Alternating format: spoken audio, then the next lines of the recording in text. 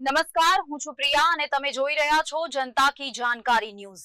નજર કરીએ આજના સમાચાર ઉપર। Patan breaking. United Nations resident coordinator Shri Stefan પ્રિસ્નરનો પાટણ પ્રવાસ।